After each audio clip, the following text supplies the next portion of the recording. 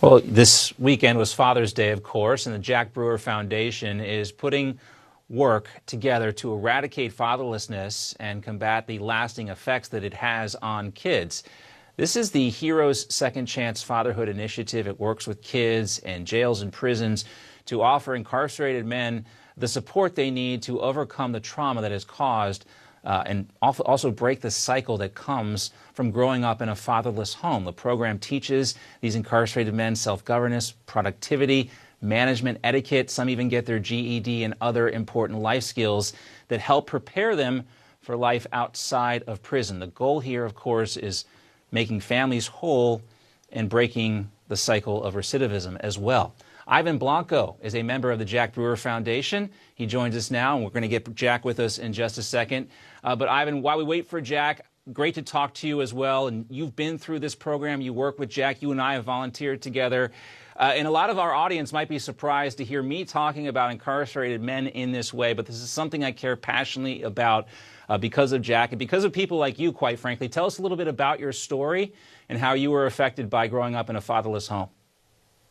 Thank you for having me. I came to this country in 1980 at the age of 6. My father passed away. I was raised up by a single mom.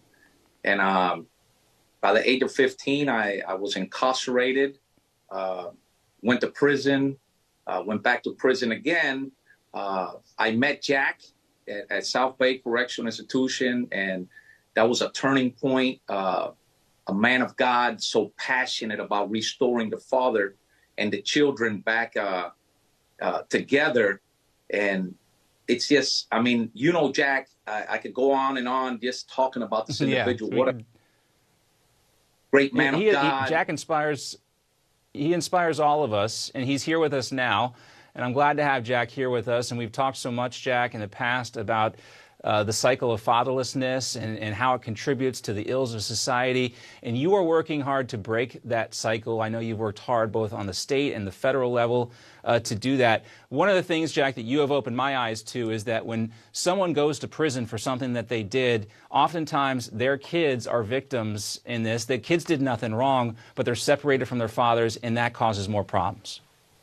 It really does. I mean, just imagine, I mean, we just yesterday, during Father's Day, I mean, we delivered to almost a dozen families. We delivered them groceries and food from their dads that were in prison. And so just imagine the psychological effect that incarceration has on a child that knows that their father is not present. But, you know, through programs like ours and through the grace of God and what Jesus Christ has been able to do, look at men like Ivan. I mean, you're watching a man and you're seeing those pictures of him with his kids. He's a coach. He's a mentor. He coaches my daughter. My daughter, every time she gets a hit in softball, she calls for her Uncle Ivan, a man that I met behind bars. And so, I mean, he is the example of what's possible, the example of men in prison being able to father their children and not have their children fall to this horrible cycle of 18+ million fatherless kids, reading and math proficiency levels, poverty rates increasing. We can do something about this, John, through programs like we've been able to build and through strong men, strong, godly fathers like Ivan.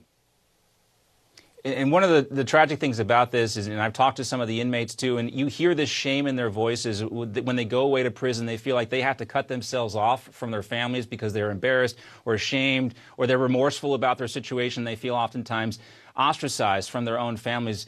But Ivan, tell us why that is so dangerous in and of itself.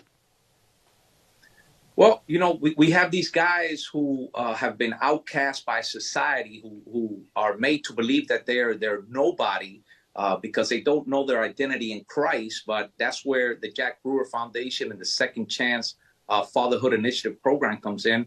These guys we're trying to rebuild that gap. Let them know that they have brothers and sisters out here who love them, who care about them.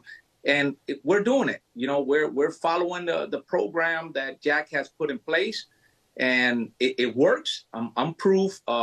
Mike, Elmo, David, we got so many brothers who are doing the program, being good fathers, being good citizens, giving back to the community. This is a program that works. I mean, these are men that once told that they are a child of God, that Christ died for them, that they can do it, that they have people who actually care in their community for them and their families, and we're showing them by giving their families food, toys, thanks to the Jack Brewer Foundation.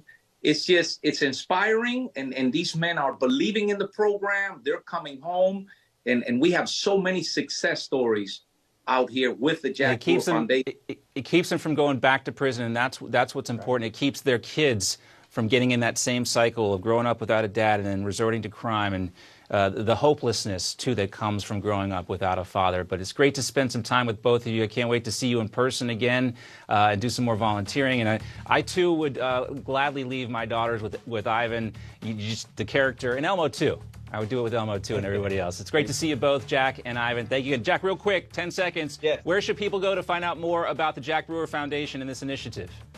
The JackBrewerFoundation.org. You can Google us, look us up. Come join John and come see our literally, we have schools and dorms inside of these prisons where men are changing their lives.